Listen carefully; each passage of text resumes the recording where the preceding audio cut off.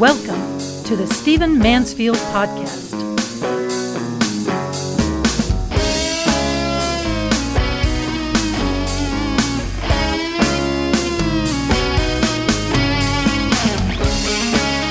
Well, thanks for joining me here at the Stephen Mansfield Podcast. Really appreciate you being here. Let's get to it and talk about an important aspect of what is in the news cycle today. If you're paying attention at all to what's going on since the killing of George Floyd and the resulting riots, you're aware that there's a movement now to defund the police. This is the phrase they use. Now, you can imagine that I, like probably everybody who listens to this podcast, finds this idea kind of ridiculous. Understanding that we need the police. Most police are good, valuable, helpful, noble, patriotic people. We need to support them. We need to help them. Obviously, there are some departmental standards that need to be upgraded. Obviously, there's some training that needs to be upgraded. Obviously, we have something going amok in some police departments to some extent. Okay, how's that for broad? But there is an aspect of this defund the police that is not really about completely eradicating police departments. There is an aspect of it. There's a portion of people who realize it's a negotiating tactic, and what they're really trying to do is demilitarize the police. Let's talk about that for just a little bit. It's a long-standing aspect of American law that the American military cannot be turned on the American people. After the American Civil War, there was a body of law, 1878, called the Posse Comitatus Act. The Posse Comitatus Act essentially forbade the use of the American military for enforcing laws with the American populace, with civilians. In other words, the American military, of course, originally that would have just been Army, and then in time, Navy and Air Force, etc., Marines, obviously. But the idea originally was that it was intended to separate the policing function and keep policing function a local entity, a local responsibility, but you could not have the national government with its military enforcing the laws. This is what encouraged dictatorships. This would result in oppression. This would remove responsibilities from the state and the local level, which is something that the U.S. Constitution and most of our body of laws for most of our history was very intent upon doing.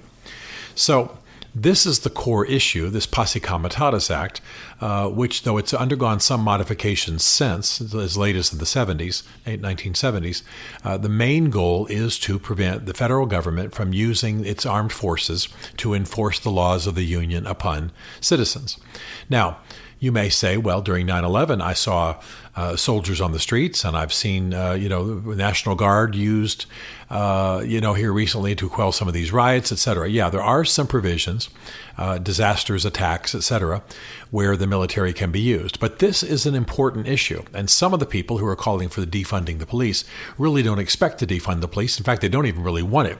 What they want is the demilitarizing of the police. Let's talk about this aspect for a minute in light of Posse Comitatus. I really want to urge you to watch the miniseries on Netflix right now called Waco. Some of you will remember back in 1993, just outside of Waco, Texas, there was a compound of what they called themselves Branch Davidians. And there were at one point about 150 Branch Davidians, and they was without question a cult. I have some specialization in cults, and they are in every way a cult. They came into conflicts with authorities because they were stockpiling a huge amount of weapons. That's what drew attention to them initially. But then second of all, there were allegations that they were abusing their children. Probably the abuse of minors was not a genuine charge. But on that basis, in 1993, this compound was surrounded by FBI and ATF, the Bureau of Alcohol, Tobacco, and Firearms. And I think those of you who are old enough or those of you who have studied it will remember that it ended in disaster. The entire compound was burned. 50, 60 people were killed. It was really, really horrible. Now, one of the reasons I want to draw your attention to this miniseries is that it depicts the conflict, even amongst FBI agents and ATF agents, the conflict that has to do with how much should these federal bureaus be allowed to use military hardware and military weapons against civilians?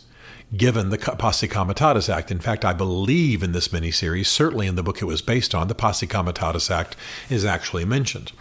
And so what happened was the ATF, alcohol, tobacco, and firearms, now we were glad they're in the world, we're glad they're a branch of the U.S. government, but they came to this cult that, yes, was armed, but was not, a foreign government, with tanks, with choppers, with automatic weapons fire, with gas. And of course, famously, they also use psychological warfare, the sound of rabbits being killed, loud rock music played all night, other kinds of things, people screaming very, very loudly into the compound. The idea, of course, to disrupt them psychologically and prevent sleep. In fact, they also used Nancy Sinatra's "These Boots Were Made for Walking," for those of you who know of it. But anyway, obviously used to destabilize people psychologically and prevent sleep. Now, the question that arises, I'm not at this point trying to make any kind of point about the conflict regarding the David Koresh's group and the Branch Davidians. My main concern is this. My main question is this: when is it allowable for federal branches of government in a policing function to use weapons of war on American citizens? Okay, I'm obviously not in favor of the Branch Davidians. I obviously think they're a cult, and David Koresh was nuts, the guy who was in charge. But the Bureau of Alcohol, Tobacco, and Firearms, it was called the BATF back at that time, now it's just called the ATF, used weapons that would have been used at war, tanks, automatic weapons, helicopters, gas, incendiaries, all kinds of things, against American citizens. Is this allowed? Should it be allowed? And that's part of what's going on now in the riots, in what's happening in the streets. We want a police force there. Obviously, I think 99% of the American population wants a good, moral, ethical, restrained, character-rooted police force that's well-armed. No question about it.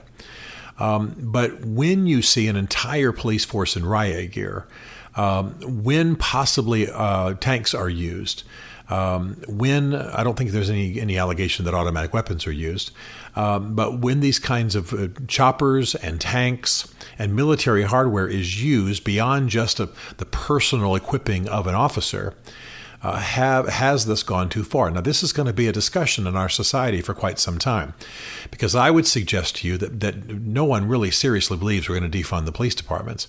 What they do believe is that we're going to demilitarize them. We're going to reduce the military provisioning of local police departments, which, by the way, in many cases is not so much about crime. So this is something that's going to be much, much debated, and I would suggest it's the real goal of the defund the police effort, that it's a desire to, I'm not saying the people walking the street are saying out loud Posse Comitatus, but it's a desire to reduce this military lean and orientation and equipping of local police departments in preference to a policing that is more community-centric, more arising organically from the community, less military, less foreign, so to speak. I don't mean that in terms of international, but less outside of that region, more understanding of the situations that are there. And by the way, those officers more and more being people from that local community. So this is where the debate's going to be, and I'm trying to frame that debate, not necessarily at the moment take a side in it. You obviously know that I'd be in favor of police departments. You obviously know that I think policing is important. I don't know where we'd be without police, and so the people who are quoting defund the police as though they think we're going to eradicate or make illegal police departments are just wrongheaded. But there is an important debate that's going to happen, and you already see it arising on the floor of Congress. And it relates to the Posse Comitatus Act. It relates to what the military can do in enforcing the laws of the Union. It relates to the tactics that can be used against American citizens. And I would suggest that the riots that we've had recently are going to raise this question. And we either need to have some new structures in our laws, or we need to free up the military to play a role. Now, what Donald Trump has done is he has used the symbolism of the military without actually deploying the military. I felt sorry for the chairman of the Joint Chiefs, who, as you may know, was heading to the Pentagon, changed clothes into his fatigues, which is standard dress day in, day out for people people in the U.S. Army. My father was an Army officer, came home every day in fatigues when he wasn't in his dress greens or dress blues. And that's sort of the suit that you see officers in, maybe when you're watching a TV show about the White House or West Wing or something. And so this general, chairman of the Joint Chiefs, changed into his fatigues, and then Trump called him and said, come with me as I go out into Lafayette Park. And this poor guy went out with his fatigues on. Well, it brought the American military to bear on what was, first of all, just a photo op, but second of all, made it appear as though the U.S. military was involved in this policing effort in Lafayette Park. And, of course, it caused great consternation. Is Trump deploying the American military against what, at the time anyway, was relatively peaceful protesters? Now, again, I'm trying hard to be objective in this podcast and not take sides, because what I want you to do is think it through. And I want those of you who are in office to think through what our laws are, what our laws should be, and to realize that there's a big national debate coming on these issues. Should local police be armed and permitted to function as, essentially, a military force? At the national level, should a president be allowed to use either the symbolism or the actual force of the military upon civilians in times of riots? And it's important for us to debate this thing, because this is where the lines get crossed in foreign countries. When you see dictators, when you see the army of a given country used against civilians, when you see the military essentially maintaining order, and you don't have what has been part of the genius of the American system, and that is local policing, cultural and context-sensitive policing, with people who are from the local region and able to understand the times and speak the language in every way, etc. When you go beyond that, you begin to have problems. And there is some protesting that's going on now that is specifically referencing what I'm talking about right now, and aware that what they want is a demilitarization. So we obviously have some reforms coming regarding the American military. There's no question this is happening. There's already a bill being proposed in Congress by the House Democrats. Others will go in the same direction. And I wanted you to be aware of the roots. That after the American Civil War, there was great concern, obviously, about Union troops, national troops, after Reconstruction was over, enforcing the laws of the Union, particularly in the South. This led to the Posse Comitatus Act of 1878, which continues to be in force, is federal law, does have criminal penalties, has been modified slightly, and now is part of a debate about what role our military can take in enforcing the laws domestically. And I'll tell you that you have seen Marines on the streets, but that was largely during 9/11, largely in times of disaster. Yes, Army helicopters were helping people in New Orleans during Katrina.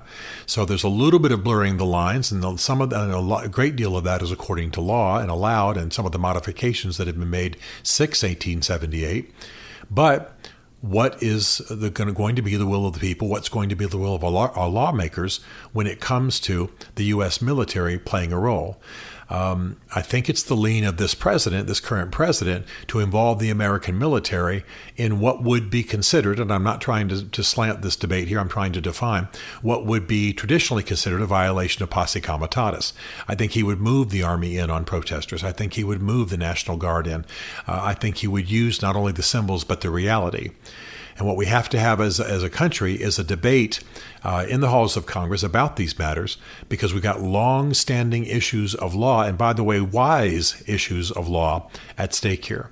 So be aware of the issues. Check it out on your own. I strongly suggest you watch this show on Netflix called Waco, which I reference because it is one of the great debate points in graduate seminars and in police academies and military training situations. It's always referenced. And now there's a really, really good recent dramatic miniseries that shows this tension, that you have this lightly armed cult and essentially you have a military operation against it.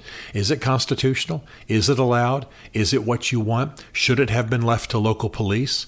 These are the things I want you to think about as you watch this, and then be aware that a national debate is coming, which is an important one, even though we can get upset. And I find, of course, a lot of people in the defund the police side to be rather silly. The fact of the matter is there's an important debate behind it. We need to be ready for it. Stephen Mansfield is a New York Times best-selling author, a popular speaker, and a frequent faith and culture commentator on Fox and CNN.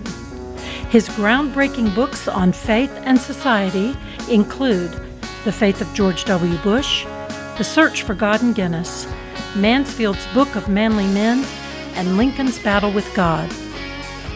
Learn more at stephenmansfield.tv.